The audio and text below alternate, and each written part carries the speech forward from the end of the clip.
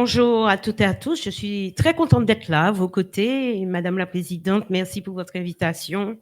J'ai tenu à être là. J'ai fait l'aller-retour pour vous. Tout simplement pour vous signifier ma solidarité et employer un mot qui est très tendance en ce moment, la sororité.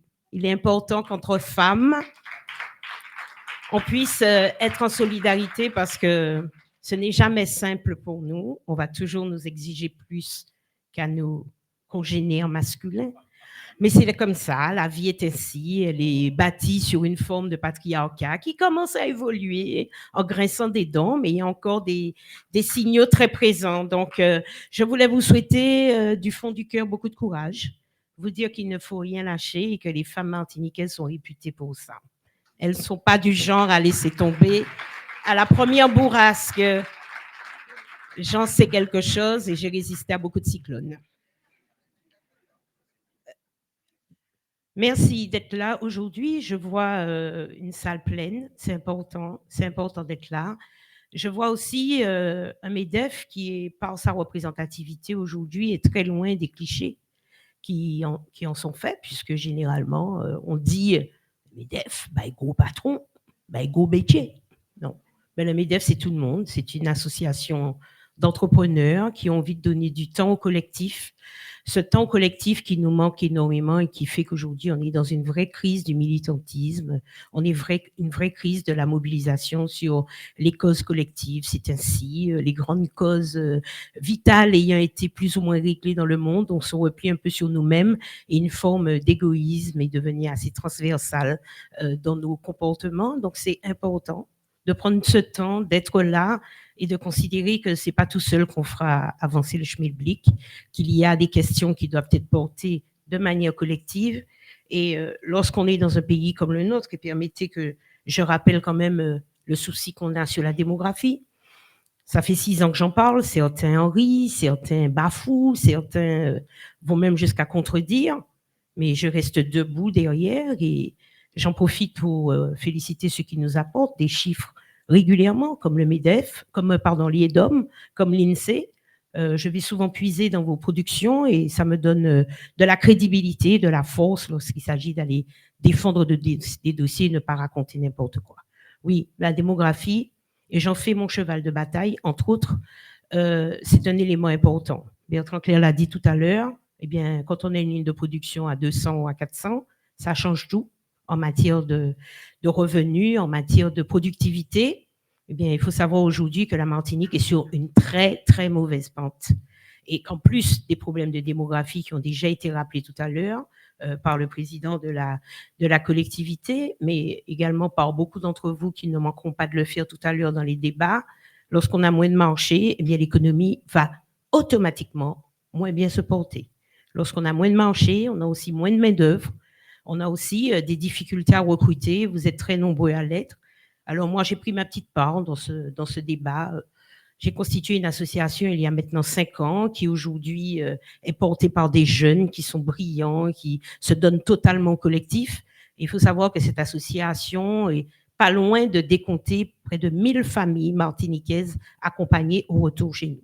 Voilà, parce que décider de rentrer au pays, c'est pas comme ça. Il suffit pas de dire tu auras 200 euros, tu auras ceci, tu auras cela. C'est un changement de vie et il faut pouvoir franchir la barrière souvent impénétrable des a priori que nous-mêmes nous colportons sur le pays. Nous pas bon, n'est pas bon, pays a pas bon, il y a qui la grève, rien pas fonctionner. Vous connaissez cette petite musique et qui transportée au-delà de chez nous fait des dégâts et des ravages.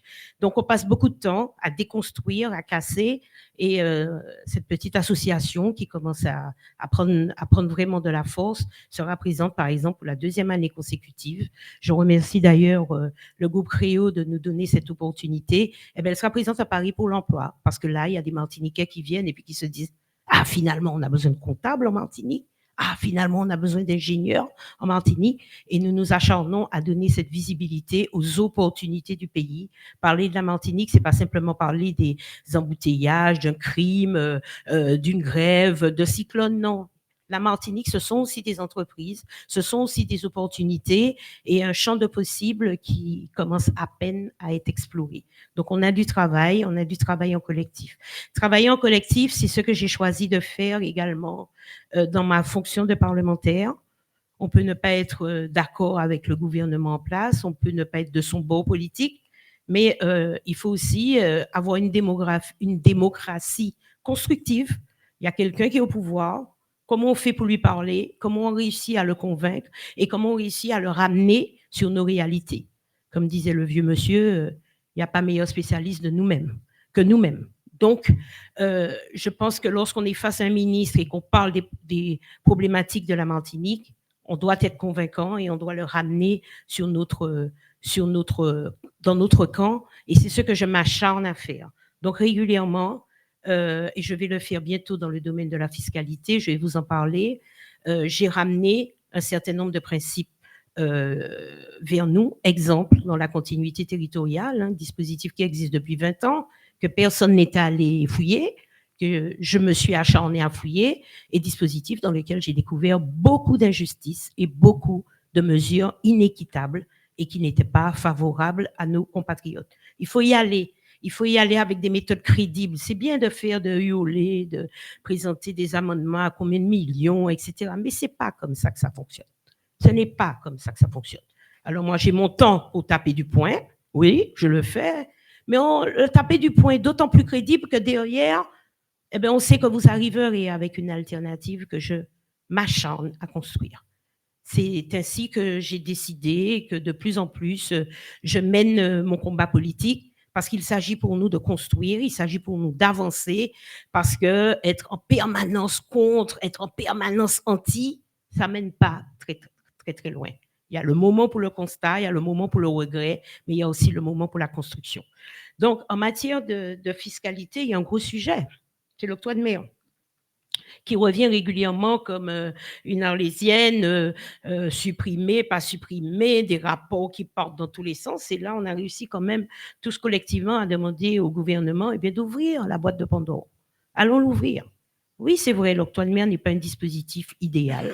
Il y a quand même un certain nombre de choses qui, bon, avec le temps, nous paraissent pas très bien. J'en ai déjà discuté avec nombre d'entre vous, dont celui qui est juste en face de moi, Stéphane Labouamouvissi, avec qui on a souvent des débats enflammés sur l'octroi de mer. J'ai mon idée de l'octroi de mer, mais je ne dis pas que c'est the idée.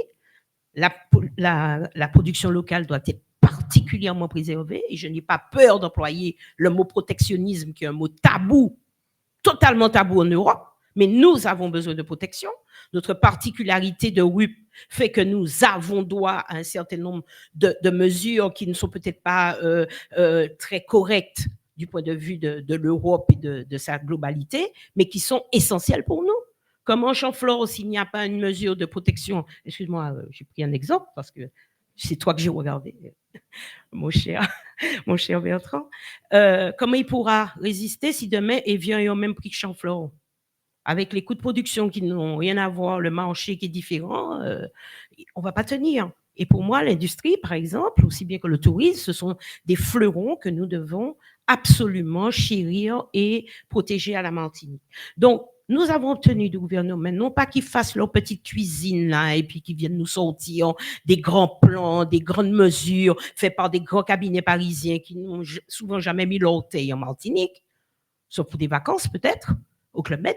Mais il faut que nous tous ensemble, on puisse écrire le lendemain de l'octroi de mer.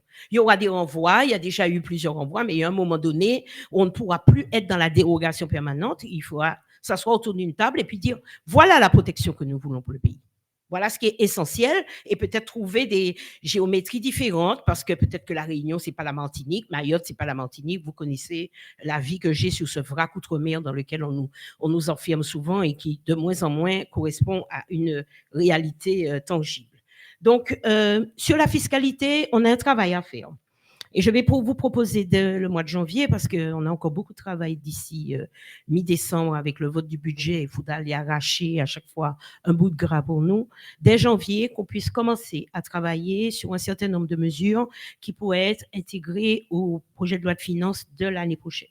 Vous savez, arracher des choses en amendement, vous ne pouvez pas savoir ce que c'est comme travail. Arrivé dans l'hémicycle, j'ai presque envie de dire que les choses sont dites. Là, j'ai obtenu quand même une augmentation de 22 millions d'euros pour la continuité territoriale, mais je peux vous dire que ça a donné lieu à 9 mois de combat antérieurs. Donc, on viendra valider dans l'hémicycle. Donc, il faudra là aussi que sur les questions de fiscalité, qu'on ait un travail objectif et qu'on ne soit pas tout le temps surpris de mesures qui tombent, comme celles qui sont tombées récemment sur la défiscalisation, qu'on a réussi à contenir parce que le gouvernement a voulu éviter un certain nombre d'effets d'aubaine qui sont réalistes. Il ne faut pas se voiler la face. Comme dans tout système, il y a des effets d'aubaine, il y a des petits malins. Bon, il s'agit d'argent public, il faut pouvoir le préserver et surtout réserver les mesures fiscales à un secteur productif qui puisse à la fois générer de la valeur ajoutée et générer de l'emploi. Donc, on est sur un sujet, on va le travailler ensemble pour que lorsqu'on sera en décembre, novembre à voter des mesures dans les différentes lois de finances, qu'on soit sur du velours déjà. Parce que, bon, on est dans une France qui est endettée à 4 000 milliards d'euros.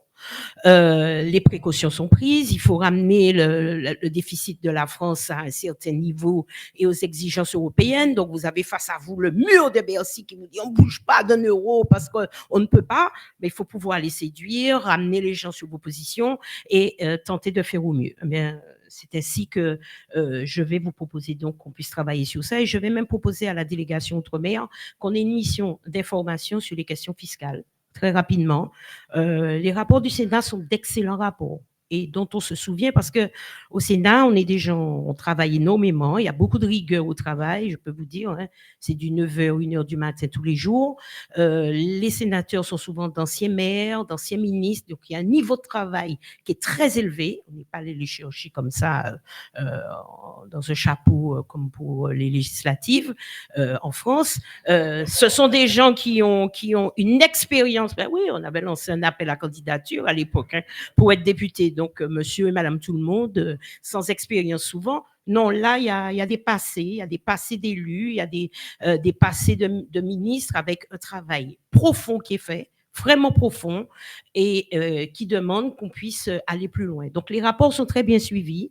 D'ailleurs, le rapport sur la continuité territoriale que j'ai remis en mars dernier a permis à ce jour que sur 12 mesures préconisées, 7 soient déjà retenues.